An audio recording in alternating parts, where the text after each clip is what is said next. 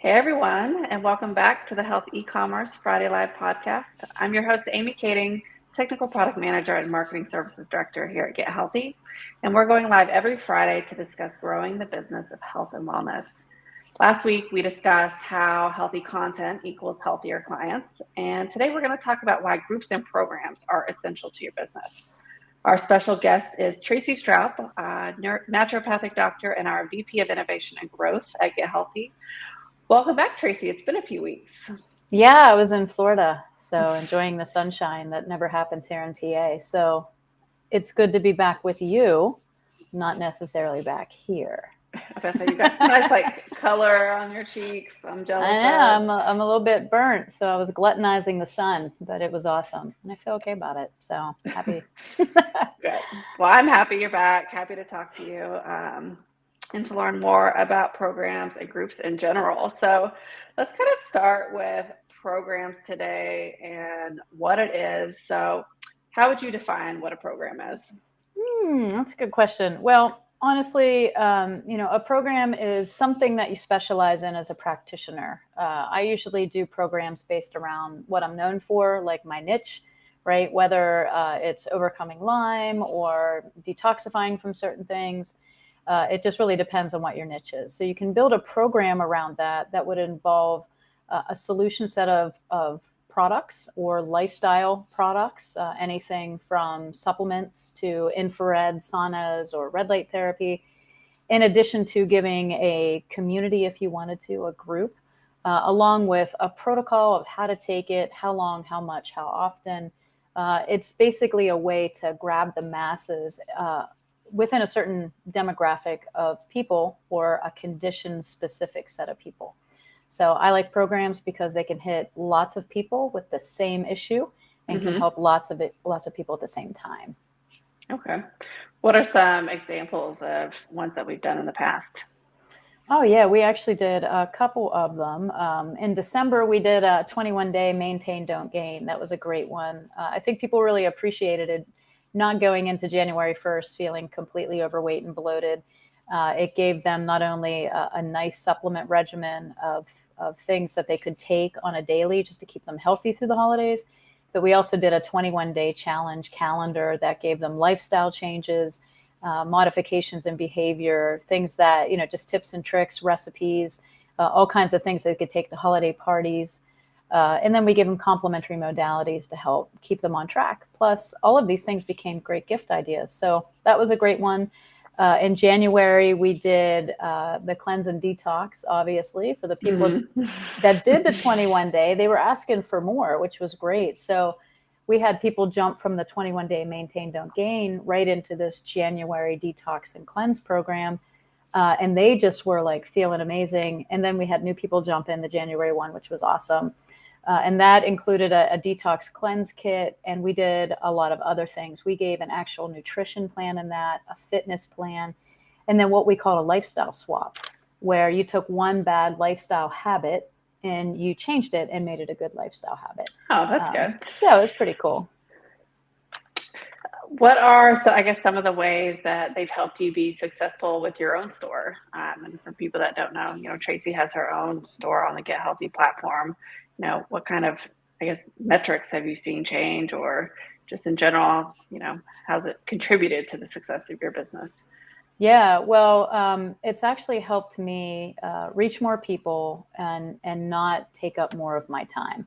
When you do a program, it's a set number of products and offerings that you can do over and over again at the same month, or with different groups of people throughout the year. So that was one thing. It kind of gave me a little bit more time back without losing revenue, because I think practitioners are going to be eventually limited by how many people you can see in the chair. Sure. The other thing that it did was for the people that participated, it taught them a lot about some underlying health issues that they weren't really looking for. Now these are the clinical benefits of what programs can do. From a revenue standpoint, obviously there's product sales, there's complementary product sales, and because of the way the technology is built on the Get Healthy platform and what my store can offer, is that I can offer more than just supplements. I can offer products across 7, 8 categories, including education and courses that I could then tell people in my group, hey, take this course and learn more. So as a clinician, that we run at a time one-on-one, I saw a great increase in results, a great increase in, touch points for multiple different people. It became a lead gen tool for me. People would join the group, even if they didn't want to participate in all the detoxes. And then finally, financially, for me personally, and people that participated in the group. Can you hear me okay? Because I look like I froze in a really weird position. But anyway, yeah, you're for okay the people now. that participated in it was like my side profile. That participated in the group, they grew 220% on average in revenue in a month, in 30 days. That's unheard of. Like, so for a practitioner that just took a plug and chug program that we did for them, and we created all the assets here at Get Healthy, all the videos. I even created a calendar so that I told them when to post certain assets and content and videos within their social media group. It was sit back and watch it roll, because you could schedule everything and you didn't even have to really be present in the group as this group just unfolded for your clients. So it provided a lot of freedom over the holidays, which most clinicians don't get, and practitioners. Yeah, that's great. I was going to ask about that. Like, when it comes to, I don't know, I think of like executing a program, like, oh, that sounds like a lot of work, but we make it really easy for people to participate, right? It was for me, not for everyone else. And well, Courtney too. Courtney and I were, within a couple of weeks I can't even tell you how many assets we delivered. I mean, it had to be close to 25 or 30 assets. And, in terminology of marketing, that just means it was either a graphic or a video that you received in your media kit, and then a calendar. Plus we had to write all the content for every post. So practitioners literally only had to plug in their links to the products they were talking about. And we didn't get brand specific for them. If they were talking about complementary modalities and they wanted to use a certain red light on our technology, they could choose the one that they liked, or a certain sauna, or a hydrogen water bottle, or whatever that looked like. And it linked back to their store. So for the participating, customers of ours, it was 0.0 work, but besides building their own social media group, which we did office hours, and we taught them how to do that. So I walked them through how to create a social media group, how to schedule a post, like, just in case. I didn't know what level I was dealing with, with people on social media. For me, that stuff's second nature, but for a lot of people, they don't do it because they don't have a graphics creator. They can't write the content, or they don't have time. Right. And they've never done something like that before. So they get a little bit shy when trying something new. But if we can hand them something and say, it's already done, just plug and chug, I think that's why it was so successful. Definitely.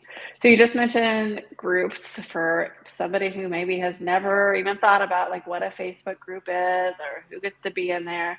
Can you talk a little bit specifically about what that looks like?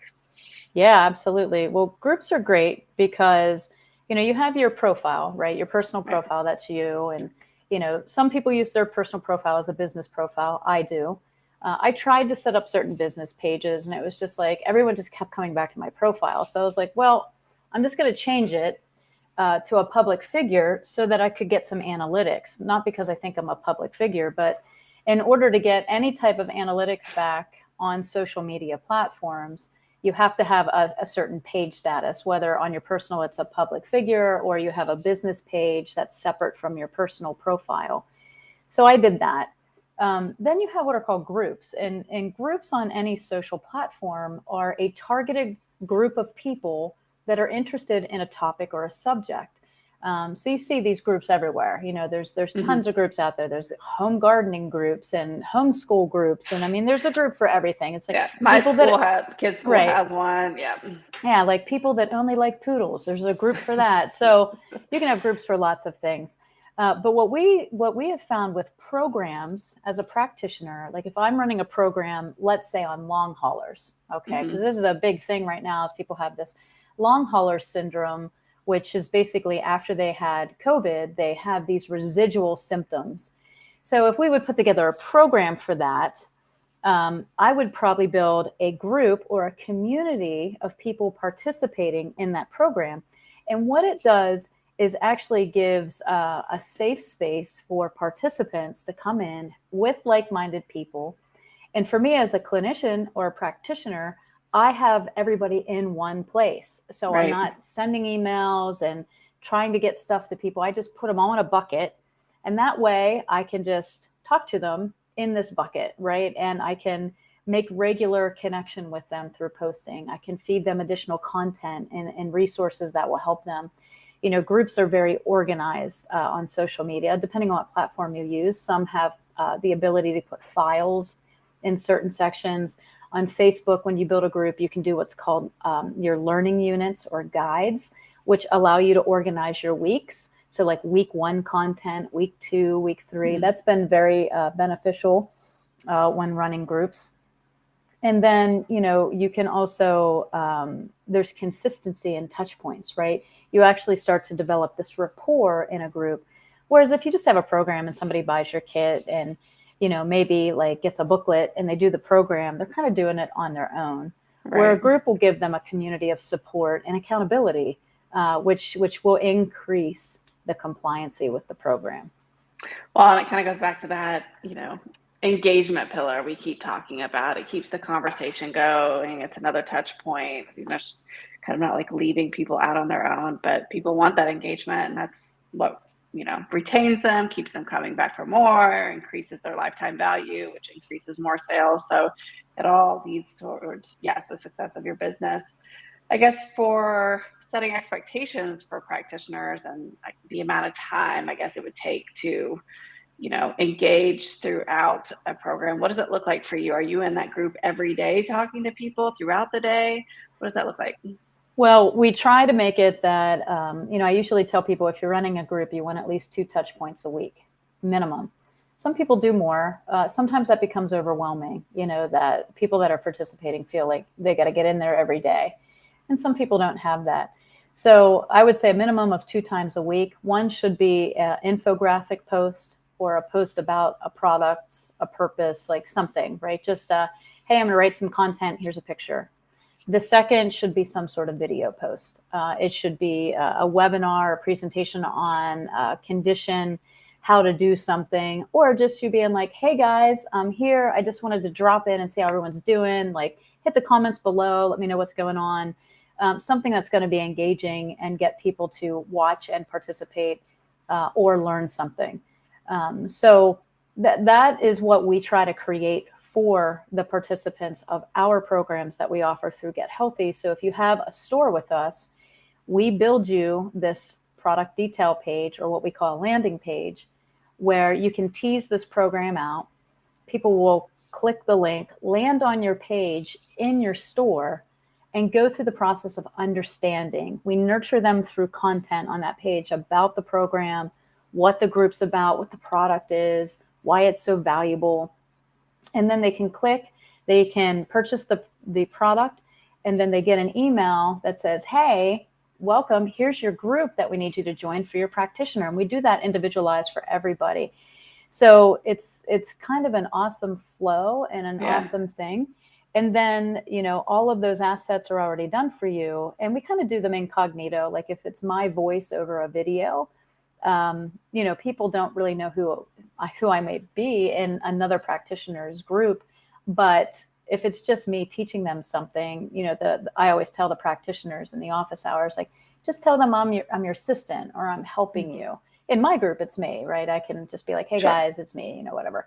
And then, you can just do what we plug and chug, or I would suggest they do just one more thing and show their own face in there. There's always that know, like, and trust factor that goes with the group. So in the office hours, I do try to encourage that the practitioners get in there live at least one time and go live and be like, hey, welcome to my group. I'm so excited you're here. So we do give that welcome video, but I'm also happy to give the script to it if somebody wants to do it on their own. What I saw last time was a lot of the participants would watch my content and then they would go and redo it on their own in their group. So they parroted what I said, but it was them. And that's even better. And that's great. The other thing that I noticed is a lot of the participating doctors were in my group. So they jumped into my group and were watching what I was doing, and then they would go and do it in their group. So, and that's great. Like, I was like, yeah, So I had practitioners that message me and say, hey, can I take your write-up that you did on blah, blah, blah? And I'm like, of course, just copy it. Like, go ahead, copy it, take it to your group. Because we're going to have different people in our groups. They're not going to know it was in my group. That's the nice thing. So we could share content with each other and network. And it was really cool. I enjoy watching practitioners, be successful. Yeah, that's awesome. I think it sounds kind of obvious, but the other thing with groups in terms of engagement, like you mentioned, getting in there a couple times a week, but also like actually answering people's questions and engaging with them that way, and liking people's comments and things like that. You don't want to just like set it and forget it and have people talking to you in there and not responding to them. Yeah. So, yeah, that's a great point. Yeah, you got to check your group once in a while. I would get in and check my group a couple times a week. Obviously, I went in and did more things in my group because I like running groups. But you're right. I mean, people did have questions, so I would definitely go in and check my notifications and like things. And then what happened was the community itself took over the group. So in the January group, these were a lot of the same people that were in the December group. So they kind of established this rapport. And I had one girl in there who was a clinician, who's a practitioner like I am, but she's an incredible chef. Like she's an incredible natural health cook. And she just started posting food pictures and recipes, and then she messaged like, do you care? I was like, no. I was like, this is Please great. do. I was like, let's put them in the files. Like, let's make a resource. And I mean, people were doing that. They would go out and be like, I found this at the grocery store, and like post a picture of like organic dates. And then they would post a picture of like how they put like nut butter in them and it became a snack. And like the group kind of took on a life of its own, which is what you want. You want to empower people. And it was kind of cool to see. What does the engagement look like outside of the Facebook group? Like when you are running a program, do you feel like people are reaching out to you, asking a lot of questions like throughout it? Or do you feel like people kind of have what they need and they're just running through the program? Or what does that look like? Yeah, I think that it's probably a little bit of both. Like our program detail page is great, and it'll tell people a lot about the program. What I think we have to do is reassure them that, that there's going to be some sort of support beyond just buying the product. And that was more of the questions that I got. Like they were like, if I buy this, are you going to tell us how to take it? If I buy this, how long do I have to take it? Like they have all the same questions that we get. So when I would promote it out, let's say if it's like our next group is coming up, long haulers, right? So a little spoiler alert. But so we're going to do this group, right? And so one of the things that I would talk about are maybe some of the conditions that people suffer from, brain fog, things like low energy, maybe hair loss of taste and smell. Those are some of the very basic things that people are getting that hang on forever. And so I might talk about those things and the struggle and then invite people into my group. So I might not even invite them to the program. I might invite them to the group. And that welcome video that we provide for practitioners talks about what is long haulers, talks about the fact that they can participate in the group. They don't have to buy anything. But if they do, I will give them the link to the program detail page. So that's one way of doing it, using the group to lead generate to the product sale. The other way is people that are texting me and asking me about products for long haulers. Like these are a direct targeted group of people that are seeking me out to buy something, right? I'm not even trying to sell them anything. And so at that point, I'd be like, you know what? I do have a product recommendation for you, but I think you would benefit better if you join my group, because I'm doing a group on long haulers. I do have a set product. This is what I'd recommend you buy this, but then I'm going to put you in my group and I'm going to teach you some other things that are really going to be beneficial, like complementary modalities, things that I have found in my own clinical application that have worked for people with the same issue. And then we will be talking about the one-offs, like, your basic underneath issue with long haulers is like low energy, low methylation, immune system issues. All of those things are kind of at the core. So that's what our base protocol will cover. But then you have these one-offs of like anxiety, depression, COVID hair loss of taste and smell. And we're going to be talking about those in the group. So while everybody might be on this foundational protocol, when they get in the group, they'll get very specific things that we'll be teaching them, that we can't just throw everything on the program page and be like, buy everything. Because we want people to get, to to get down to the nitty gritty of what the underlying issue is that we'll fill, but then there's what we call a condition specific problem. We also have something for that will be talked about in the group. So you can use it both ways. Gotcha. So what would you say the number one thing is in terms of why groups and programs are so synergistic together? The one thing, most important. Yeah, I'd say probably community. Just knowing that you're not alone. It can be a very lonely place when you're sick. It's a very lonely place when you're sick and you don't know what to do. You feel like you're the only one that has it. A lot of the groups that I see out there for long haulers, there's no like clinical direction on it. It's just a bunch of people that are suffering and they're like, well, let's form a group and be miserable together. And they try to figure it out on their own. And to be perfectly honest, long haulers is still one of the biggest health issues right now. They haven't figured it out, right? And so they're just throwing everything at the wall and hoping something that works. And, that person did this, maybe that will work for me.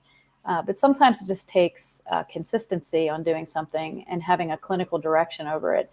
So I think community is probably the biggest reason that it works, being in a like-minded environment of support. But then I think if it's a group like this, it's the clinical direction that's going to increase compliancy, because the results are going to come faster because you have a practitioner overseeing the group, rather than just a social media group where people get together and be like, I tried this or that and it worked for a little bit or it didn't. And you can get some people that very much get into, and understandably, into the negative of things. And we try to keep things positive and hopeful. So. Okay. And how often are we running programs for people to participate in? Well, we're trying to do it once a quarter. So, obviously we did one in January. This is going to be our second quarter group. And we decided long haulers because it is such a big health issue out there. And then, hoping to run another one or two more at least this year. So I think that's enough. I think you're going to hit 4 different segments of people. And, we're not reinventing the wheel. I mean, obviously January is cleansing, detox, weight loss. Our December group was super fun. I think people, this year, especially coming out of COVID, where they were locked down, trapped down, and had gained a lot of weight, they didn't want to gain weight again. So when we did a maintain, don't gain, they were like, oh, sign me up. And it was a super simple program because we knew the holidays were there and it had a lot of leniency. So we try to go with the flow of what the industry is seeking and what people are looking for, and practitioners can do without putting in a lot of effort. So 4 years usually enough for Courtney and I to stay sane. More than enough. Okay, so programs, they tick a lot of the pillars we talk about. The product offerings can showcase kind of across categories, growing your audience. What about post program, when the program ends? How are some of the ways that you engage when it ends, and what are some of the things that you've seen when it's over that your business has, become more successful? Yeah. Well, I don't. So that's where I need you guys, because, I'm just like, bye. No, I'm just kidding. No, the group lasts, and sometimes I'll go back in and I see people, you can use your groups as well for other groups. So if I'm doing any type of education, I'll go into my groups that I had and I'll put in there like, hey guys, new group coming up if you want to join, because I know they're participators. These are people that like groups.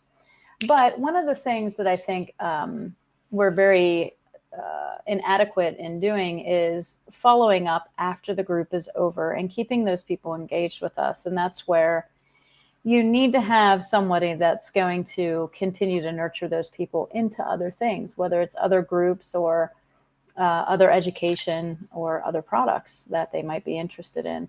I'm probably the biggest defender of not emailing people. I look at it, I start an email and I'm like, that's just so much. I don't want to do that. So that's where I'm like, hey, Courtney and Amy, take over my email.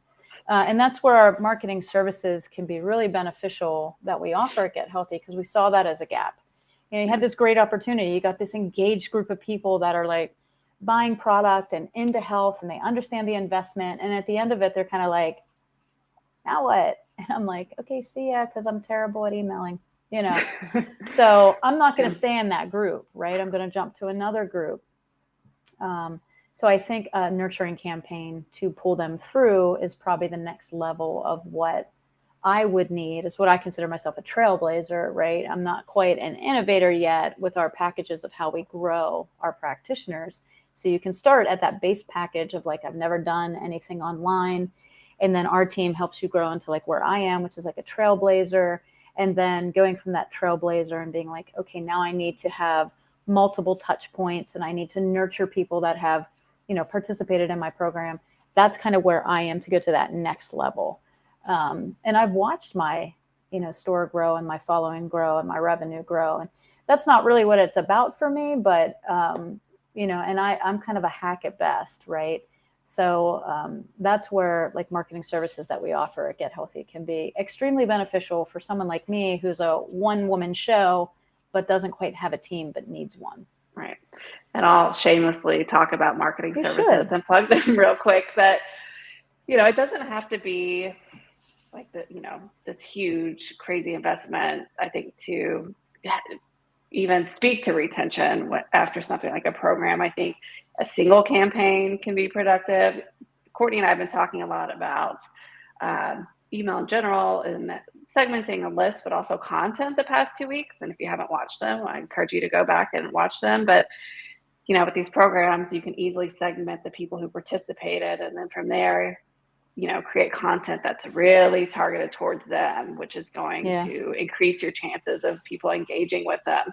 But even from just like a campaign of being like, thanks for following up, or a nurturing flow, or some people call it automated sequence that can kind of walk them through all the different parts of your brand that you want them to learn more about. So again, we help with all of those things, whether it's a single campaign.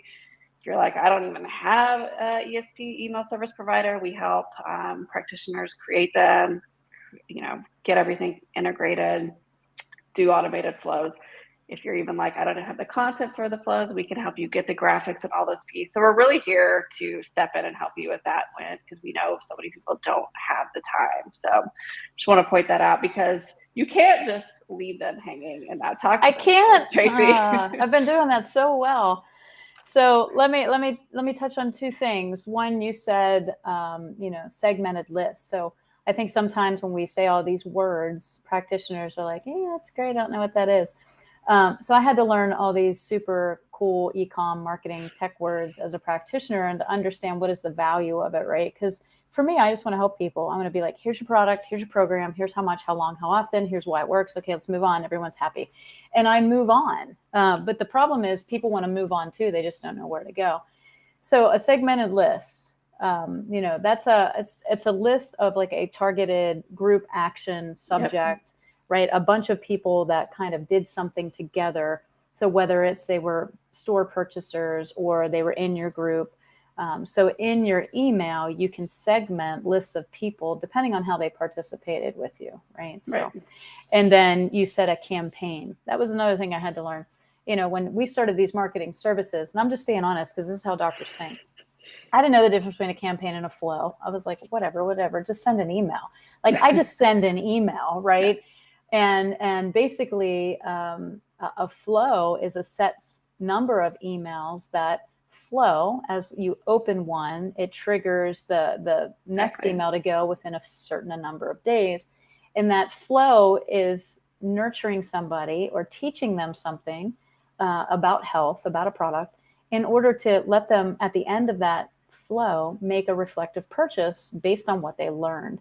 So these are really powerful tools, but again, I don't have the time or know-how to set that up in my email. Sounds great, not going to do it. So I think that's really important for practitioners to know that we offer those things, that we will come in and either give you the content or set it up for you at a much fairer price than what you're going to see with marketing agencies, because that's not what we are. Definitely. We're trying to do this we're trying to help our practitioners grow in our tech. But obviously there's a cost associated to asset creation and things. And that's, if there is a fee, that's what you're paying for. And it's not outside what you would pay someone anyway to do those things for you, except you get someone like Amy, who's a digital marketing expert, who can help you. So one of the things that I think is really important, and this is something, hey, Courtney, I'm going to throw monkey wrench in. I think at the end of this group, we should give them an email that they can put into their email as a follow-up, to the people that participated. And maybe we can, part of the office hours is I can teach them how to export their participants, the people that bought the product. A lot of powerful little things that you can do that are already included in the back of your Get Healthy store, like exporting by coupon, so that you can see who used that coupon and participated in your group, right? And then take that list and make a segmented list, as what Amy was saying, in your email software. And then maybe we could have some content that we can allow them to send out. Hint, hint, wink, wink. Wink, wink. And there's a lot we can do. That, we just kind of talked about when the program ends. So we didn't really even talk about when the program starts, like ways to promote it. So campaigns, you're really devoted just to that, to your audience, and promoting it on your marketing homepage, putting it through social. We can help with all those things as well. Yeah, absolutely. Awesome. Well, before we run out of time, we've got an example here of a program. So I am going to throw this QR code up on. If you want to look at it, you can scan it, and I'll also drop the link right here. It's going to be hard to scan. The live button's blocking it. Oh, well. Whoops. Put the link in the chat. I can't move it down. So the link's in the chat. Sorry about that. Next time. We'll move it, guys. Yep. Yeah, this is going to be exciting, guys. This is our long haul program. It's going to start May 15th. So we got a nice long month to promote it. My dog's going to start barking. Slight threat there. So what you should start doing now is, if you are going to opt into this, if you're a practitioner, you can scan the code after we go to or click the link in the chat and opt in. And then what we're going to do is a webinar explaining the whole program, just like we did before. You can attend that live, or you can get the recording just to understand it. At that point, you'll start receiving your assets for promotion. We're going to do all the videos, all the graphics, the content. So it's going to be awesome. And, it's something that's going to help a lot of people and also help you, make some revenue going into, the summer months, May, getting people healthier and overcoming this massive issue of these symptoms that are just lasting for people. So, and this is stuff that I've put together clinically. Remember, you guys, we might have a base protocol that we use that everybody opts into, but I promise you that foundational protocol is good. And second, you can add other products to it. You can do your own thing in your group. You don't have to follow everything we do. We merely give you the content if you don't want to create your own, but you can absolutely create all your own content if you want to. That's a great point. And thank you so much, Tracy, for walking us through that. Yeah, super fun. If anybody, do it. If anybody has any questions about anything we talked about today, whether it's programs or some of our marketing services, feel free to reach out to me directly at amy.kading@gethealthy.store, or you can find us on our website at gethealthy.store/contact. And please make sure you follow and subscribe to all of our social channels. And then come back next week for more. Tracy's going to be here. We're going to talk about how to use your store in webinars. So a lot of great info that we're going to learn about. So, and it's always fun to talk to Tracy. Yeah, it's always chaotic to talk to Tracy, but fun. I mean, dogs, cats, my power kids. goes out sometimes. You never know when you're going to get on these things. It's fine. We made it through today without power. I was so close. Yeah. So it always tends to fall on a Friday, Amy, when there's like a holiday for everybody else but us. But, everybody in the world's off except us. And we're here, making the health choices. But my kids are home. So sorry about that. They just walked in. It was going to be one of us. At least it was your kid and not mine. Right. So. Yeah, I think it can be yours. Awesome. Well, thanks everyone for watching and for being here. And we'll talk soon. Have a great weekend.